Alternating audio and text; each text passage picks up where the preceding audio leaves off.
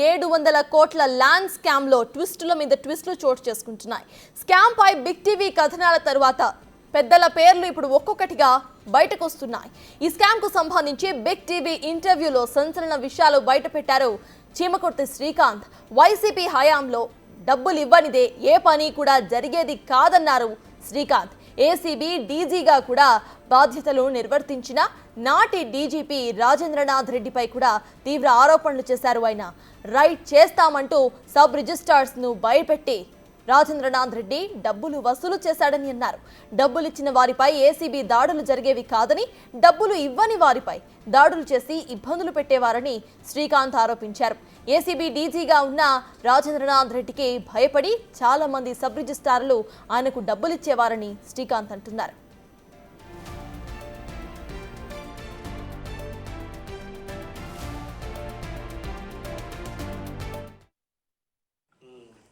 DG Rajendranath Reddy అప్పుడు ACB DG plus DGP తర్వాత DGP అయ్యాడు. కాదు, డీజీపీ అయినా కూడా ఏసీబీ ఆయన కింద ఉంచుకున్నాడు. కసిరెడ్డి రాజేంద్రనాథ్ రెడ్డి మీద ఇప్పుడు ఏసీబీ వాళ్ళు అరెస్ట్ చేసిన సింగ్ నోట్ అమౌంట్ నుంచి వచ్చిన మాటలు ఇవి. ఆనాడు ఏసీబీ డీజీగా అండ్ దెన్ రాష్ట్ర డీజీపీగా కూడా పనిచేశారు. సో ప్రభుత్వం వచ్చిన తర్వాత మార్చినట్టున్నారు ఆయన. ఉన్నారు ఇప్పుడు ఆయన.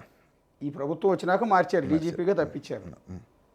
సో ఇక్కడ డీజీపీ రాజేంద్రనాథ్ రెడ్డి కూడా నా దగ్గర లంచాలు తీసుకున్నాడు అనేది సింగ్ చేసిన ఆరోపణ.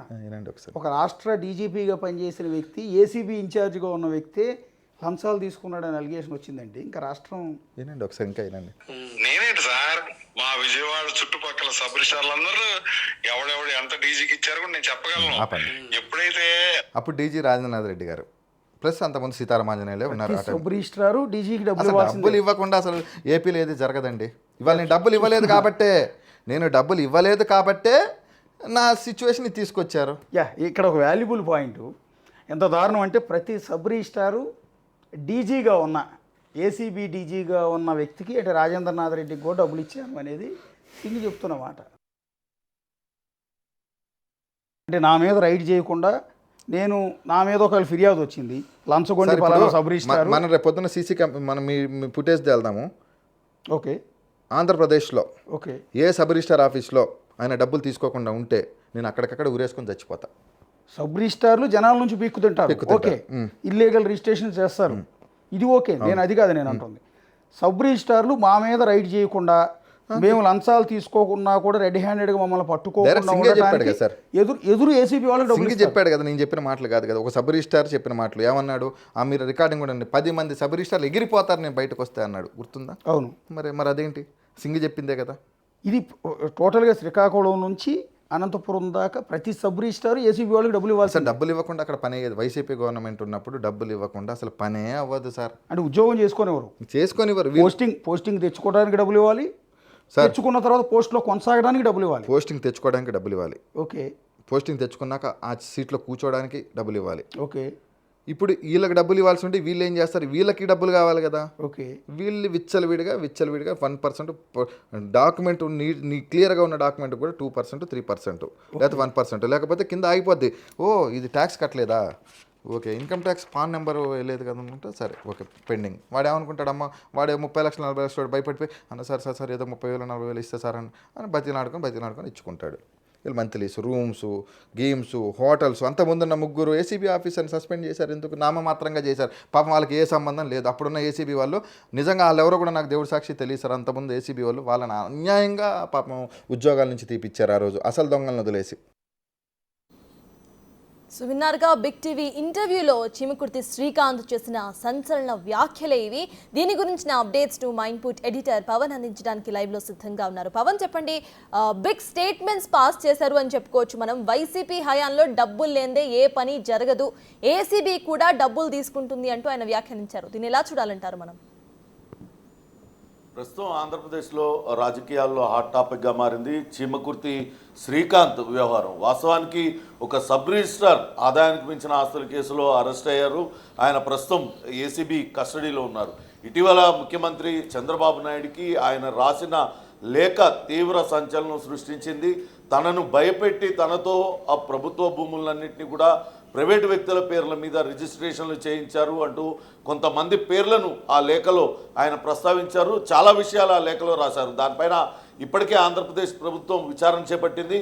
ప్రధానంగా చీమకుర్తి శ్రీకాంత్ ఇప్పుడు ఏదైతే సంచలన ఆరోపణలు చేస్తూ ఉన్నారో ఆయన నిన్న మన ఎగ్జిక్యూటివ్ ఎడిటర్ అశోక్ గారు ఒక ఎక్స్క్లూజివ్ ఇంటర్వ్యూ శ్రీకాంత్తో చేశారు. అందులో చాలా సంచలన విషయాలను శ్రీకాంత్ బయటపెట్టాడు. వాస్తవానికి ఇప్పటికే శ్రీకాంత్ ఆయన మాజీ భార్య ఇద్దరి పేరు మీద దాదాపుగా బహిరంగ మార్కెట్లో 700 కోట్ల రూపాయల విలువైన భూములను వాళ్ళ పేరు మీద రిజిస్ట్రేషన్ చేశారు. వాస్తవానికి ఆ భూములకి యజమానులు ఎవరో తెలియదు, ఏమీ తెలియదు. కానీ ఇప్పుడు మాత్రం ఆన్ రికార్డ్ డాక్యుమెంట్ల పరంగా చీమకుర్తి శ్రీకాంత్ ఆయన మాజీ భార్య వీళ్ళిద్దరూ ఓనర్లుగా చలామణి అయ్యారు.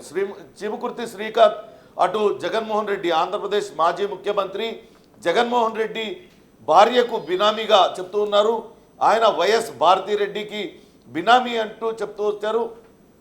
అక్కడ ఉన్న సజ్జల అప్పట్లో సలహాదారుగా ఉన్న సజ్జల ఇతర ముఖ్యమైన నేతల సూచనల మేరకు ఈయన వెళ్ళి అక్కడ ఈ రిజిస్ట్రార్ని కలిశారు. రిజిస్ట్రార్ని కలవంగానే అటు శ్రీకాంత్ పేరు మీద ఈ భూములన్నింటినీ కూడా పెట్టారంటూ చెప్తున్నారు. కానీ ఇప్పుడు శ్రీకాంత్ ఈ ఆరోపణలన్నింటినీ ఖండిస్తూ వస్తున్నారు. తనపైన జరుగుతున్నదంతా కూడా అసత్య ప్రచారం, తాను ఎటువంటి అవకతవకలకి పాల్పడలేదు, ఎటువంటి అక్రమాలకి పాల్పడలేదు, తన వద్ద ఉన్న భూములన్నీ తాను స్వార్జితం అంటూ చెప్తూ వచ్చారు. కానీ నిన్న ఒక సంచలన ఇంటర్వ్యూ ఆయన సంచలన విషయాలను బయటపెట్టారు. ఇప్పటికే రాజకీయంగా అనేక మంది ఆరోపణలు ఎదుర్కొంటున్నారు. అటు సజ్జల రామకృష్ణారెడ్డి కావచ్చు, అప్పట్లో ప్రభుత్వంలో మంత్రి పదవుల్లో ఉన్నవాళ్ళు, లేకుంటే సలహాదారులుగా ఉన్నవాళ్ళు రకరకాల ఆరోపణలు ఎదుర్కొంటున్నారు. కానీ మొదటిసారిగా అధికారుల ప్రమేయం పైన చాలా స్పష్టంగా ఒక ఆరోపణలు ఎదుర్కొంటున్న వ్యక్తి చాలా సంచలన ఆరోపణలు చేస్తూ ఉన్నారు. ఇప్పటికే ఆంధ్రప్రదేశ్ రాష్ట్రంలో సినీ నటి జత్వాని అరెస్టు వ్యవహారం తీవ్ర దుమారం రేపింది. ఆ కేసులో ఐపీఎస్లు 3 సస్పెండ్ అయ్యారు. ఇంకా అనేక మంది నిన్ననే ఆ బెయిల్ కూడా ముందస్తు బెయిల్ తెచ్చుకున్నారు. వాళ్ళకి పెద్ద రిలీఫ్గా చెప్పాలి. అటువంటి సమయంలో ఇటు శ్రీకాంత్ చేస్తున్న ఆరోపణలు సంచలనంగా మారాయి. ఆంధ్రప్రదేశ్ రాష్ట్రానికి డీజీపీగా పనిచేశారు కసిరెడ్డి రాజేంద్రనాథ్ రెడ్డి. ఆయన కన్నా ముందు చాలా సీనియర్లు ఉన్న ఆ పదవికి కాదని చెప్పి ఏరి కోరి జగన్మోహన్ రెడ్డి ఆయనను డీజీపీగా నియమించారు. అదే సమయంలో ఆయన ఏసీబీ డీజీగా కూడా వ్యవహరించారు. అయితే ఇప్పుడు కథంతా కూడా ఆ కసిరెడ్డి రాజేంద్రనాథ్ రెడ్డి చుట్టూతా తిరుగుతుంది. ఆయన రాష్ట్ర వ్యాప్తంగా ఉన్న ప్రభుత్వ ఉద్యోగుల్ని, ముఖ్యంగా రిజిస్ట్రార్లను, సబ్ రిజిస్ట్రార్లను భయభ్రాంతులకి గురి చేశారు. వాళ్ళందరూ కూడా డబ్బులు ఇచ్చి తీరాల్సిందే, అలా కోట్ల రూపాయలు సంపాదించారు. ఎవరైతే డబ్బులు ఇయ్యారో వాళ్ళందరిపైన కూడా ఏసీబీ దాడులు చేయించి వాళ్ళపైన ఆదాయానికి మించిన ఆస్తుల కేసులు పెట్టడం, లేకుంటే ట్రాప్ కేసులు పెట్టడం, ఈ రకంగా భయభ్రాంతులకి గురి చేశారంటూ అటు చీమకుర్తి శ్రీకాంత్ చేసిన ఆరోపణలు సంచలనంగా మారాయి. ఇప్పటికే దీనికి సంబంధించి ఎవరైతే అధికారి సబ్ రిజిస్ట్రార్ ఉన్నారో లాలా బాలా నాగధర్మసింగ్, ఎల్బిఎన్డి సింగ్ అంటారు, ఆయన ఇప్పటికే లేఖ రాశారు. చంద్రబాబు నాయుడుకు రాసిన లేఖలో కూడా అటు మాజీ డీజీపీ కసిరెడ్డి రాజేంద్రనాథ్ రెడ్డి ప్రస్తావన ఉంది. తనను తీవ్రంగా భయపెట్టారు. తనతో పాటు ఇంకా అనేక మంది సబ్ రిజిస్ట్రార్లు అటు భయభ్రాంతులకు గురై కసిరెడ్డి రాజేంద్రనాథ్ రెడ్డి అడిగినంత ముట్ట చెప్పారు. ఇలా కోట్ల రూపాయల సొమ్మును వాళ్ళు దోచుకున్నారంటూ ఆయన చేసిన ఆరోపణలు ప్రస్తుతం సంచలనంగా మారాయి. ఇప్పటికే దీనిపైన అయితే దర్యాప్తు ప్రారంభించారు.